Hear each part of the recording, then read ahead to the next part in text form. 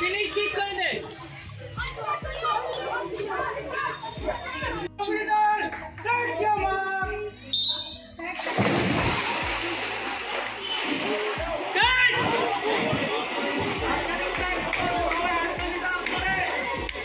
সবাই ক্লাব করো, সবাই লাইভ হচ্ছে আমাদের লাইভ অনুষ্ঠান।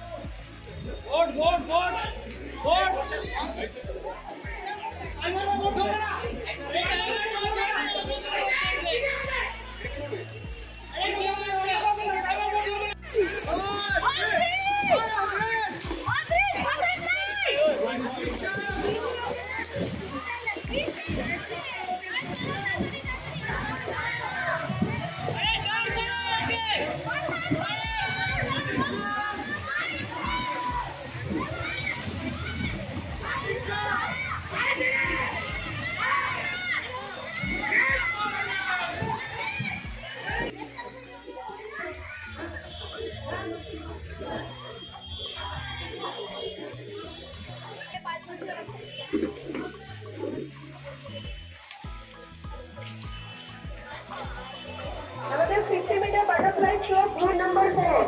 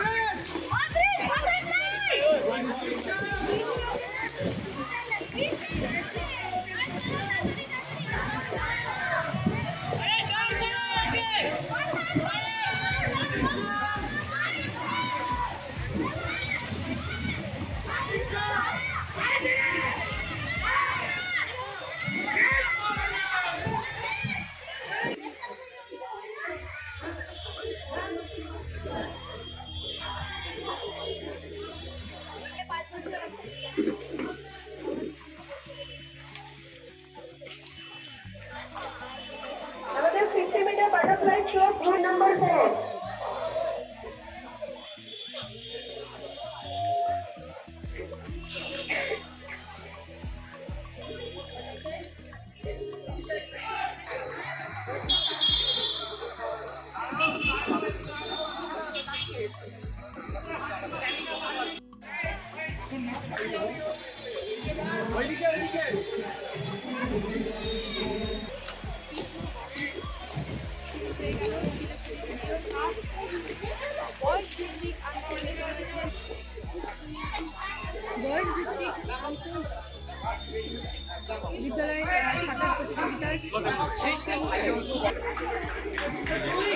Shyam steel flexi strong TMT bar, ये स्ट्रॉन्ग के साथ फ्लेक्सिबल भी है। आपदा मुसीबत कोई भी आए, ये घर को अटूट बनाए। जब टीएमटी फ्लेक्सी स्ट्रॉन्ग तो घर रहे हमेशा के लिए स्ट्रॉन्ग। 75 বছর ইতিহাসে প্রথম মাননীয় মহানগরীদের যে উদ্যোগ সেটাকে আমরা সার্থক করার চেষ্টা করছি।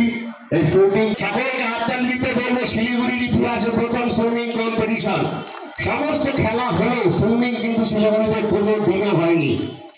মাননীয় মহানগরিক সহ এই বোর্ডের পূর্ণ সহযোগিতায় এত বড় একটা ইভেন্ট আমরা আজকে করতে যাচ্ছি। সেই জন্য আমরা সকলকে ধন্যবাদ জানাই। এই প্রথম আমরা এত বড় ইভেন্ট আমরা এখানে করতে যাচ্ছি। সারা বছর ধরে যে ইভেন্টগুলো আমরা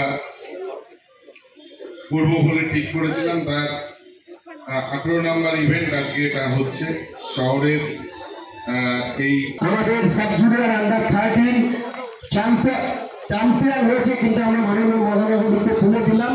পরবর্তীকালে আমার মনে হয় খুব একটা দেখেনি। আমরা চাইছি ধীরে ধীরে খেলাধুলো ক্ষেত্র এবং সাংস্কৃতিক চর্চার ক্ষেত্রে শিলিগুড়ি একটা জায়গায় পৌঁছল। আজকে আমাদের এখানে পুর নিগমের যে ম্যানেজমেন্টে যে সুইমিং পুলটা আছে, ये स्टाइल का मामला है। रूपा फ्रंटलाइन।